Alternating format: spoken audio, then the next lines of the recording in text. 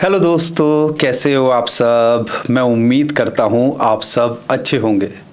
दोस्तों, crypto tax को लेके लगातार हमारे पास क्वेरी भी आ रही हैं और जो गवर्नमेंट इस टाइम पे थोड़ा सा टाइट कर रही है, और आपने देखा होगा आए दिन नोटिस की बात निकल के आती है, अनडिस्क्लोज इनकम की बात निकल के आती है, यहाँ तक कि बाइनेंस ने क्रिप्टो डिपॉजिट और विड्रॉल की बात करते हैं। तो उसके ऊपर भी भाई आप डिटेल दो, ये सारी बात चल रही है। तो मुझे लगा यार थोड़ा सा डिटेल में बात करते हैं। और आपको पता होगा हमारे चैनल पे रेगुलर आते हैं, जब भी कोई ऐसी चीज़ें निकल के आती हैं उन्हें थोड़ा क्लियर करने के लिए, आपको पता ही है हमारे चैनल पे सीए राहुल गुप्ता जी रेगुलर आते रहते हैं। तो सबसे पहले उनका स्वागत करते हैं और इस वीडियो को लाइक कर दो ताकि भाई मोटिवेशन बना रहे। राहुल जी कैसे हैं आप? Thank you so much Pankaj ji. तो क्रिप्टो को लेके बहुत सारे लोगों की बहुत सारी क्वेरीज हैं, लेकिन राहुल जी शुरुआत ऐसे ही करते हैं कि भाई ये जो है लास्ट डेट कब तक की है क्रिप्टो टैक्स की, और क्रिप्टो टैक्स को लेके ज़्यादातर लोगों को पता चल चुका होगा 1% TDS जो है, और अब तो आपको भी सरदर्दी नहीं लेनी, एक्सचेंजेस ही काट लेते हैं, लेकिन 30% टैक्स की बात होती है। किस जो है सेगमेंट के अंदर आता है, कौन सी कैटेगरी में आता है, तो थोड़ा सा एक ओवरव्यू ले लेते हैं और बहुत सारी चीज़ों के ऊपर जो है बात करना चाहता हूँ। खासकर कई लोग आज भी बोलते हैं हमें इंसेंटिव मिलता है एक्सचेंजेस से, या एयर ड्रॉप मिलता है, या FNO की फ्यूचर एंड ऑप्शन की जो ट्रेडिंग कर रहे हैं, तो यार उस पर टैक्स कैसे लगता है, उस पर कोई TDS तो कट नहीं रहा, उसको क्या बिजनेस इनकम में लेना है, उसको लेना है तो लेना कैसे है। तो सारी सिलसिलेवार तरीके से बात करते हैं, इसको समझने और समझाने की कोशिश करेंगे। तो राहुल जी सबसे पहले आप मुझे बताओ यार, क्रिप्टो पे टैक्स भरना है तो कैसे भरना है? सर क्रिप्टो की ड्यू डेट और कब तक भरना है? ड्यू डेट ऑफ रिटर्न से स्टार्ट करते हैं। ड्यू डेट ऑफ रिटर्न 31 मार्च 2026 तक जो भी आपकी ट्रेडिंग है, अप्रैल 25 से लेकर मार्च 2026 तक, उसकी ड्यू डेट मोटा माटी आप 31 जुलाई ही पकड़िए, विदाउट लेट फीस। 31 जुलाई तक आपको कोई लेट फीस नहीं लगेगी। 31 दिसंबर तक आप विद लेट फीस जमा करा सकते हो अपनी क्रिप्टो की रिटर्न्स को। ओके 5,000 रुपए की लेट फीस लगती है 31 जुलाई के बाद। इस बार एक और नई ड्यू डेट आई है 31 अगस्त, लेकिन आप 31 जुलाई ही पकड़ के चलो, क्लैरिटी नहीं है अभी वो 31 अगस्त क्रिप्टो के लिए एप्लीकेबल है या नहीं है। ओके दूसरी चीज, क्रिप्टो का प्रॉफिट्स के ऊपर टैक्स मेरे ख्याल से सभी को पता ही है कि क्रिप्टो के ऊपर अगर आपने प्रॉफिट्स कमाया तो उस पर फ्लैट 30% टैक्स है, लॉस कमाया तो उसका कोई ट्रीटमेंट नहीं है, कोई सेट ऑफ अलाउड नहीं है। तीसरी चीज, क्रिप्टो के FNO की अगर मैं टैक्स की बात करूं तो क्रिप्टो का FNO के ऊपर भाई बड़ा बवाल है, यहाँ पे बड़ी बड़ी व्यूज आती है हमारे पास। तो यही तो समझना है ना। हाँ, क्रिप्टो के FNO पे क्या है, देखिए FNO होता है एक एग्रीमेंट, उसमें एक्चुअल मूवमेंट ऑफ क्रिप्टो नहीं होता, ठीक है। तो लोग ये कहते हैं भैया इसको हम बिजनेस हेड में ले जाते हैं। उन्होंने कहाँ से इसको इंटरप्रेट किया, जो शेयर मार्केट की हमारी एग्रीमेंट्स हैं, FNO के एग्रीमेंट्स हैं, उसको गवर्नमेंट ने बिजनेस इनकम में क्लासीफाई किया हुआ है। और वो भी कैसे क्लासीफाई किया हुआ है, there are 2 types of income, speculation and non speculation income, जिनको हम अदर इनकम्स कह देते हैं। Non speculation means without speculation. तो गवर्नमेंट ने ये बोला है कोई भी कॉन्ट्रैक्ट बिना किसी डिलीवरी के होगा that will be speculation. Okay, by default speculation, उस पर फ्लैट 30% टैक्स ही लगेगा। बट अगर आप रिकॉग्नाइज स्टॉक एक्सचेंज से कोई ट्रेडिंग कर रहे हो और उस पर सिक्योरिटीज ट्रांजैक्शन टैक्स पे हुआ है, ये 2 कंडीशन सेटिस्फाई हैं, तो भैया हम उसको बिजनेस इनकम में ले लेंगे और आपको खर्चे भी अलाउ कर देंगे। ओके तो यहां से कुछ मैटर चेंज हुआ। रिकॉग्नाइज स्टॉक एक्सचेंज, क्रिप्टो का कोई भी एक्सचेंज रिकॉग्नाइज स्टॉक एक्सचेंज नहीं है, वो FIU कंप्लाइंट है। इसका मतलब ये नहीं है कि वो रिकॉग्नाइज स्टॉक एक्सचेंज हो गया। लोगों को लग रहा है FIU compliant means recognise stock exchange, तो ऐसा नहीं है। तो भैया क्रिप्टो के FNO पे कहाँ जाएं, क्या टैक्स दें? देखिए इसको नॉर्मली मैं तो यही रिकमेंड करूंगा, आप नॉर्मल बिजनेस इनकम के हेड में ना लेके जाइए, आप इसको क्रिप्टो के नॉर्मल हेड में लेके जाइए और फ्लैट 30% टैक्स दीजिए। कोई लॉसेस, कोई खर्चा आपका ऑफसेट नहीं होगा। क्रिप्टो की आपने एक ट्रेड ली फ्यूचर एंड ऑप्शंस की, उसमें आपको प्रॉफिट हुआ, दूसरी ट्रेड में लॉस हुआ, लॉस का कोई ट्रीटमेंट नहीं होगा। प्रॉफिट्स के ऊपर फ्लैट 30% टैक्स दीजिए। यहाँ पे अब एक और चीज है, लोग कह रहे हैं कि सर ये कोई क्रिप्टो थोड़ी है, ये तो FNO है, इट्स एन एग्रीमेंट। तो भाई मैं उस एग्रीमेंट को बिजनेस हेड में भी तो नहीं लेके जा पा रहा। सही बात है, ठीक है ना, या तो मैं उसको बिजनेस हेड में ले जाता तो ओके हो जाता, लेकिन मैं उसको नहीं लेके जा पा रहा तो वो पॉसिबल है नहीं। तो इसमें जो मोटा मोटा दो बात समझने की है कि हर ट्रांजैक्शन को आपने अलग कंसिडर करना है, ठीक है।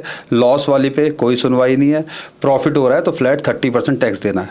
और वही चीज़ एफएनओ के अंदर भी है, लेकिन एफएनओ के अंदर कई लोग जो इंडियन एक्सचेंजेस से कंपेयर कर देते हैं, जो स्टॉक मार्केट से कंपेयर कर देते हैं, स्टॉक मार्केट को रेगुलेट करने के लिए एनएससी, बीएससी या सेबी है, यहाँ पे ऐसा कुछ पर्टिकुलर एजेंसी या गवर्नमेंट अथॉरिटी नहीं है। तो इसलिए आप उस तरीके से तो इसको कंसीडर यहाँ कर नहीं सकते हो। तो कर क्या सकते हो, एक्सचेंजेस क्या कर रहे हैं यहाँ पर, टीडीएस तो कटेगा नहीं, तो वो कॉन्ट्रैक्ट को ले रहे हैं और कॉन्ट्रैक्ट के ऊपर जो आपका प्रॉफिट बनता है आप जो है उस पर टैक्स दो। लॉस हो रहा है हर ट्रांजैक्शन के हिसाब से तो आपको कुछ नहीं करना, जो इन जनरल क्रिप्टो में वैसे ही हो रहा है, यही है और कुछ भी है। बिल्कुल ठीक है। अब इसके अलावा अब कई एक्सचेंजेस पर्क्स देते हैं, इंसेंटिव्स देते हैं, या एयर ड्रॉप बहुत चलन में होता है क्रिप्टो के अंदर, तो उसके ऊपर कैसे टैक्स लगेगा? बहुत सारे लोगों की क्वेरी आ रही है इसके ऊपर। देखिए, परक्विजिट्स के लिए सरकार ऑलरेडी एक सेक्शन लाई है, सेक्शन 194R। आज का नहीं है, आए हुए सेक्शन भी हो गए 4-5 साल। ठीक है, अभी तक क्रिप्टो वालों को नहीं पता था, उनको ये सेक्शन फॉलो करना है। ओके। अब क्या हो रहा है, अगर आपको कोई परक्विजिट्स की सेंस में, अच्छा ये सेक्शन लाया क्यों गया था? मान लीजिए मैं कोई मोबाइल फोन का एजेंट हूँ, मैंने 10,000 फोन अगर बेच दिए तो कंपनी ने मुझे एक वर्ल्ड टूर दे दिया जी 5 लाख रुपए का। ओके। तो अभी वो फ्री ऑफ कॉस्ट मेरी कहीं पे ऐड नहीं होता था, वो बंदा अपनी बुक्स में खर्चा क्लेम कर लेता था जी मार्केटिंग एक्सपेंस में, लेकिन हमारी इनकम नहीं आती थी। तो अब सरकार ने उसको क्लियर कर दिया कि भैया उसके ऊपर टीडीएस काटो 194R के अंदर। ओके। अब मेरे को उसको इनकम दिखाना पड़ेगा। ओके, यानी कि एयर ड्रॉप भी अगर आपको मिल रहा है तो 194R में कहीं ना कहीं जो आपको एयर ड्रॉप दे रहा है तो वो आपका टीडीएस एक तरह से काट रहा है, ये कह रहे हो? यस, आपको उसको इनकम दिखाना है, तो वो इनकम दिखानी पड़ेगी। अब उस पे टैक्स कैसे लगेगा? उस पे टैक्स कैसे लगेगा, इस पे कुछ इनकम टैक्स के केसेस भी लगे तो काफी क्लैरिटी आ गई। ओके। और ऑफिसर्स एक्सेप्ट कर रहे हैं। ओके। अगर आपको एयर ड्रॉप या परक्विजिट्स की सेंस में कुछ मिल रहा है तो आप उसको अदर सोर्स में या बिजनेस इनकम में नॉर्मल स्लैब पे टैक्सेबल कर सकते हो। सपोज आपको 90,000 रुपए के क्रिप्टो मिले, मैं INR में बात कर रहा हूँ, 90,000 रुपए के क्रिप्टो आपने अदर सोर्स में बिजनेस इनकम में नॉर्मल स्लैब से टैक्स लगा दिया, जो कि 12 लाख तक टैक्स फ्री है। उस 90,000 के वॉलेट में जो क्रिप्टो आए थे, जब मैंने उसको बेचा तो वो 1 लाख रुपए की वर्थ हो गई, तो मुझे 1 लाख रुपए मिले। 1 लाख माइनस 90,000, 10,000 रुपए तो क्रिप्टो के हेड में टैक्सेबल होगा। 30% टैक्स लग जाएगा। 30% टैक्स लगेगा, 3,000 रुपए। ठीक है। लेकिन जो 90,000 रुपए वो अदर सोर्स में या बिजनेस इनकम में आप ले जाओ, उस पे आपको नॉर्मल स्लैब से टैक्स लगेगा। जो भी मेरा टैक्स स्लैब है उसके हिसाब से टैक्स देना है। तो इसको एक और तरीके से समझ लेते हैं, ठीक है ना। मान लो आपको एयर ड्रॉप मिला किसी एक्सचेंज ने या कहीं से भी, क्रिप्टो कंपनी से, फर्म से, उसने आपको बिटकॉइन दिए 1 लाख रुपए के, ठीक है। तो जो डेट पे उसने दिए तो उस डेट की आपका वो इनकम कंसीडर होगी, उसको बिजनेस हेड में या जैसे ले जाना है वैसे ले जाओ। उसके बाद में अगर वो बिटकॉइन की वैल्यू बढ़ जाती है, आपने उस टाइम पे बेचा नहीं और उसको वो हो जाता है 1,20,000 का, तो 20,000 पे आपको क्रिप्टो की ट्रांजैक्शन या जो भी है 30% टैक्स प्रॉफिट पे देना पड़ेगा एक तरह से। यानी कि 20,000 पे आप कह लीजिए 6,000 रुपये आपका टैक्स बनेगा, और बाकी जो 1 लाख रुपए जो इस दिन आपको ट्रांसफर आया था तो वो उस डे की वैल्यू को कंसीडर करके आपने जो बिजनेस इनकम के हिसाब से वैसे कर सकते हो। आप यही कह रहे हो? बिल्कुल सर। ठीक है। बहुत, तो उम्मीद करता हूँ इस चीज़ को लेके भी क्लैरिटी होगी। लेकिन राहुल जी, बहुत सारे केस निकल के आ रहे हैं, जैसे कि यार 44,000 नोटिसेज आए हुए हैं, अनडिस्क्लोज इनकम निकल के आ रही है।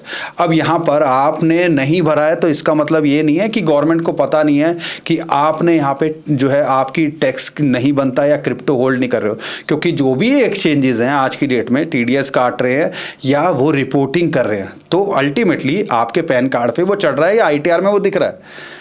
तो यहाँ पर जो लोग नहीं भर रहे हैं, ये नोटिस आए हुए हैं, तो उनके लिए क्या सॉल्यूशन है? और जो एक्चुअल में टैक्स नहीं भर रहे हैं तो उनको क्या करना चाहिए? नोटिस अभी नहीं आया तो इसका मतलब ये नहीं है इन फ्यूचर नहीं आ सकता। सर देखो, जिनको नोटिस नहीं आया है उनको तो शुक्र मनाना चाहिए कि हमें नोटिस नहीं आया है, सरदर्दी नहीं बढ़ी अभी। बिल्कुल। सबसे पहले अपनी इनकम टैक्स की साइट पे अपना लॉगिन कीजिए और वहां पे AIS TIS में चेक कीजिए कि आपकी कोई ट्रांजैक्शंस रिपोर्टेड तो नहीं है क्रिप्टो की। अगर कोई रिपोर्टेड है क्रिप्टो की तो आप ITR जरूर भरिए, क्योंकि 2-2 लाख रुपए के क्रिप्टो की जिन्होंने ट्रांजैक्शंस की हुई है उनको भी सरकार नहीं बख्श रही है, उनको भी नोटिस आ रहे हैं।